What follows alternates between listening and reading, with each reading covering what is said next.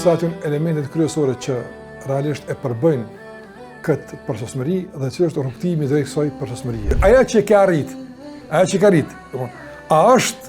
është e mirë në vetën e saj, apo përcaktohet në bazë rrethonave, a do me qenë i përsosur? Edhe duhesh me qenë ambicioz. Përsosmëria jote a bën fjalë me dheun, a bën fjalë me lartësi, me çfarë bën fjalë?